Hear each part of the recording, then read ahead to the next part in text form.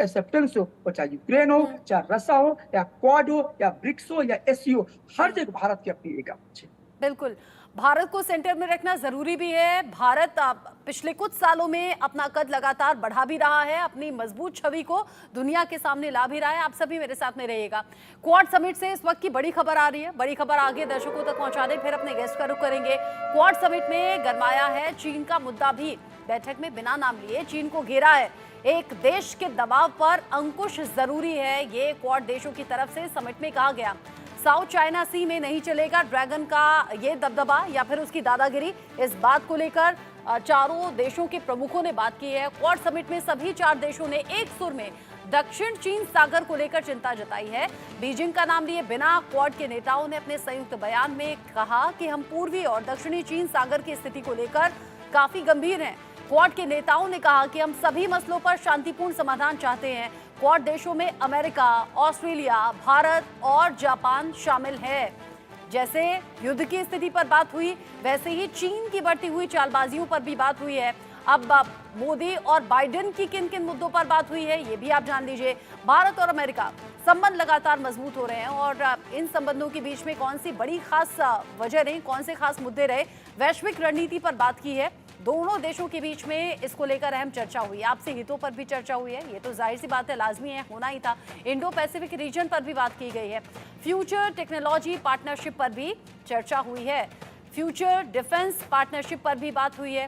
Global health और development पर चर्चा हुई है। भावी पीढ़ियों को कैसे सशक्त बनाना है, कैसे फ्यूचर पर काम करना है, कैसे फ्यूचर मजबूत होना चाहिए, कैसे दोनों देशों के रिश्ते मजबूत होने चाहिए और ज्यादा प्रगाढ़ होने चाहिए, इस पर भी दोनों देशों के बीच में बातचीत हुई है। जो तस्वीरें निकलकर सामने आ रही हैं वो तस्वीरें अपने आप में बयां कर रही हैं कि रिश्ते कैसे मजबूत हुए हैं पिछले कुछ सालों में। अगर जो बाइडेन जैसे नेता, अमेरिका जैसे शक्तिशाली देश के राष्ट्रपति, अगर प्रधानमंत्री नरेंद्र मोदी से ये कहें कि आपका तो ऑटोग्राफ लेना पड़ेगा, अगर प्रधानमंत्री नरेंद्र मोदी वर्ल्ड लीडर्स को पीछे छोड़कर लोकप्रियता के मामले में नंबर 1 पर आते हैं, तो इसके भी बड़े मायने हैं, बड़े मतलब हैं। कर्नल संजीव सुरोही, चूंकि क्वाड समेत अलग अलग मसलों को लेकर बात हुई, युद्ध की स्थिति को लेकर प्रधानमंत्री नरेंद्र मोदी ने भारत का स्टैंड क्लियर कर दिया कि हम किसी के खिलाफ नहीं है, लेकिन हाँ, शांति समझौते पर बात होनी चाहिए, इसके लिए हम जरूर आगे आ सकते हैं। इनिशिएटिव सबको मिलकर साथ में लेना चाहिए। लेकिन अगर क्वाड समिट में चीन का भी जिक्र हुआ है, नाम हालांकि नहीं लिया गया, लेकिन अगर चीन की चालबाजियों का जिक्र हुआ है, उसके बढ़ते दबदबे का जिक्र हुआ है, साउथ चाइना सी में उसके इंटरफेयर का जिक्र हुआ है, तो क्या समझा जाए? देखिए जी, सबसे पहले तो मैं आपको ये बताना चाहता हूँ कि जो क्वाड है, क्वाड की जो स्थापना हुई थी वो बेसिकली चीन को लेके हुई थी। वो बात अलग है कि चीन का नाम नहीं लिया जाता, लेकिन ये और अमेरिका और बाकी जो वेस्टर्न कंट्रीज हैं उनको पता है कि जो असली थ्रेट है पूरे अमेरिका के लिए नहीं, पूरी दुनिया के लिए जो थ्रेट है वो चाइना है। क्योंकि जिस तरीके से चाइना की पॉलिसीज हैं, जिस तरीके से चाइना जो अपने अपने आप को, अपना कद जो है अपनी जरूरत से ज्यादा बढ़ाने की कोशिश कर रहा है, चाहे वो साउथ पैसिफिक सी हो, चाहे वो इंडियन ओशन हो, हर जगह आप देखोगे कि चाइना जो अपने आप को आगे बढ़ाने की कोशिश कर रहा है। और ये एक अमेरिका के लिए नहीं, पूरी दुनिया के लिए एक चैलेंज है।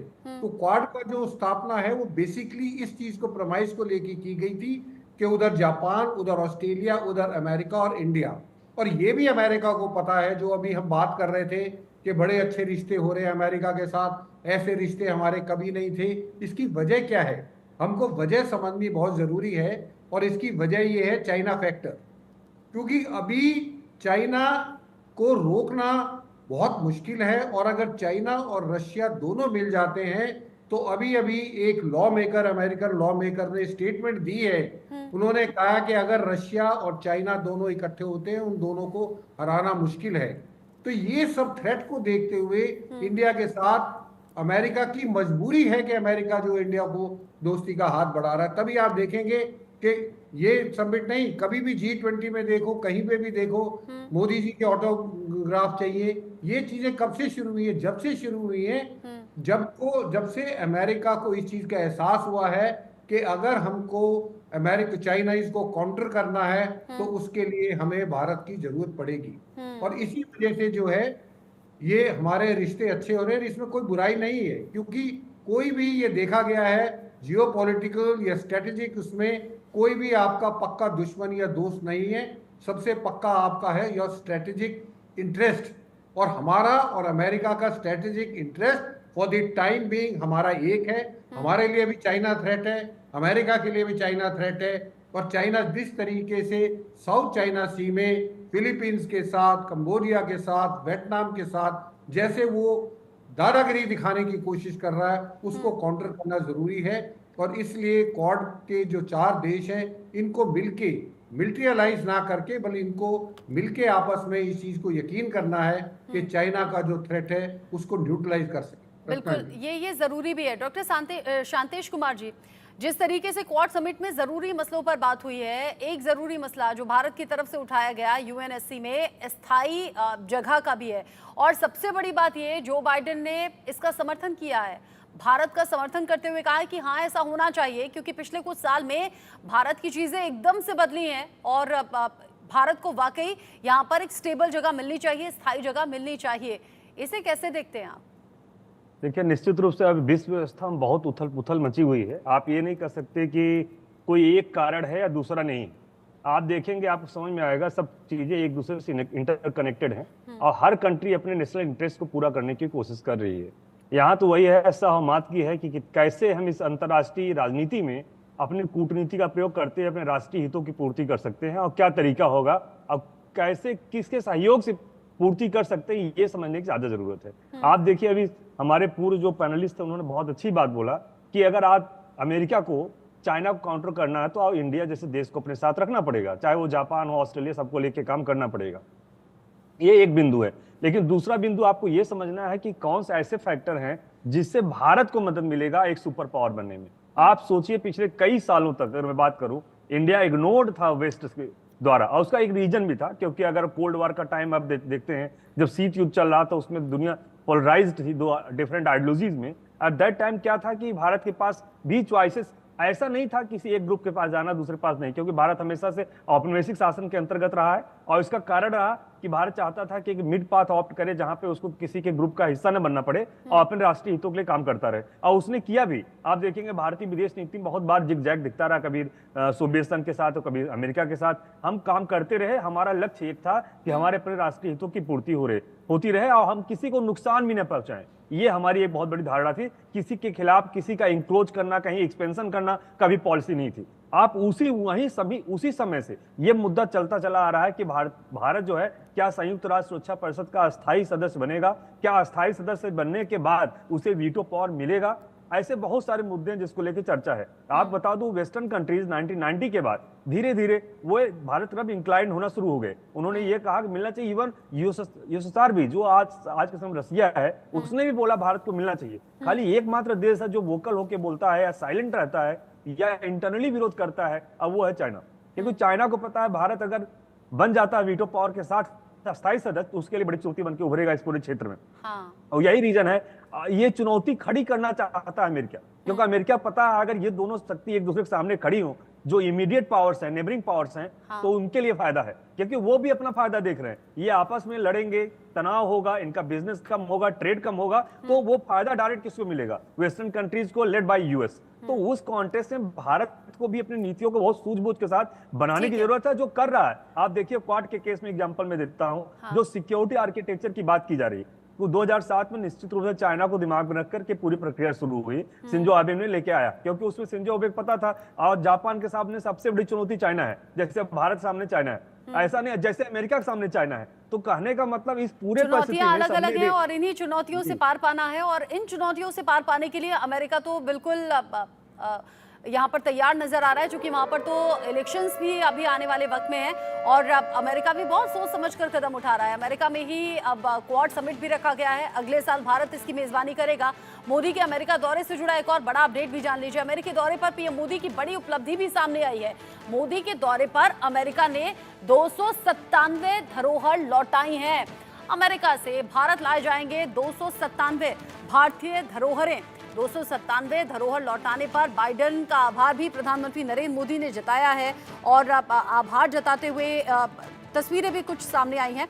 और जिस तरीके से इन 297 धरोहरों का जिक्र है, जिक्र इस बात का भी हो रहा है कि कैसे वो नायाब चीज़ें हिंदुस्तान के पास वापस आ रही हैं और 2014 के बाद से अब तक विदेश से 640 धरोहर वापस मिल चुकी हैं।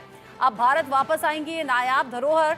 297 धरोहर अमेरिका की ओर से लौटाई गई हैं। 297 पुरावशेष और कलाकृतियों को भारत वापस लाया जाएगा। यानी क्वाड समिट अलग अलग लिहाज से तो खास है ही, इस लिहाज से भी खास है कि भारत को अपनी नायाब चीजें, अपना भारत का जो खजाना है, जो नायाब चीजों का खजाना है, उसमें 297 धरोहरें और एड ऑन हो जाएंगी। पीएम मोदी ने आभार जो बाइडेन का जताया है।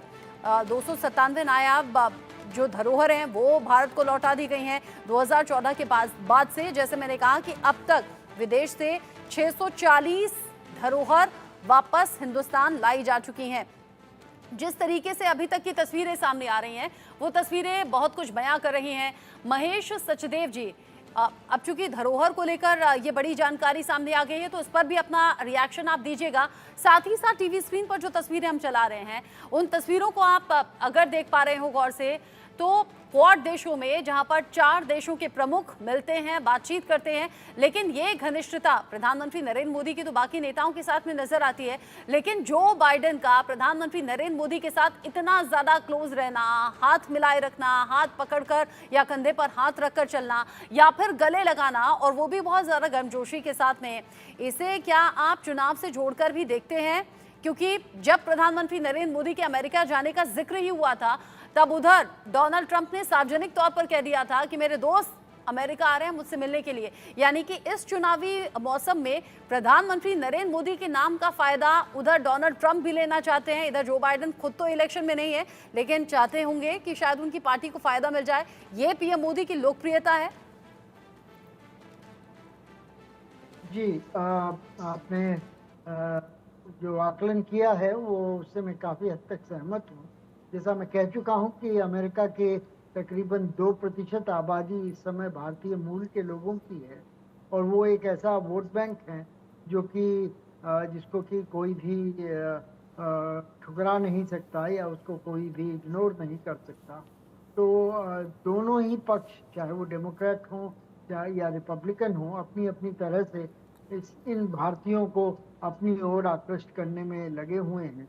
ज़्यादातर लोग इनमें से डेमोक्रेट्स को वोट देते हैं, लेकिन रिपब्लिकन्स को भी इनसे उम्मीदें हैं, क्योंकि जो पॉलिसी डोनाल्ड ट्रंप की रही हैं चाइना के विरुद्ध या पाकिस्तान के विरुद्ध या अप्रवासियों के विरुद्ध, तो उससे जो वहाँ पर पहले से ही बसे हुए लोग हैं उनको फ़ायदा होता है और ख़ासतौर पे भारतीय मूल के लोगों को उनसे लाभ होता है। तो इसको देखते हुए ये कहना उचित होगा कि दोनों ही पक्ष मोदी जी की विजिट को अपने लिए दोहना चाहते हैं। दूसरी तरफ मैं ये भी कहना चाहूँगा कि 2 चीज़ें कहना चाहूँगा। एक तो प्रोटोकॉल की बिना पर जो भी शिखर सम्मेलन को आयोजित करता है वो बीच में रहता है और जिसके पास अगला शिखर सम्मेलन का करने का जिम्मेदारी रहती है वो उसकी बगल में रहता है। तो इस तरह से मोदी जी का जो बाइडेन साहब की बगल में खड़े रहना प्रोटोकॉल वाइज बिल्कुल ठीक था। हालांकि आत्मीयता के स्तर पर अगर नापें तो वो अलग चीज़ होगी, उसका आकलन आप कर ही चुके हैं। दूसरी बात जो मैं कहना चाहूँगा वो शायद आपको इस वार्तालाप में खटास की तरह से लगे।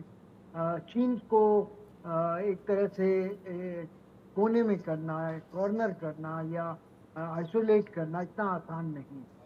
चारों देश जो कि क्वाड के मेंबर्स हैं वो उनके साथ चीन के बड़े ही घनिष्ठ आर्थिक संबंध हैं।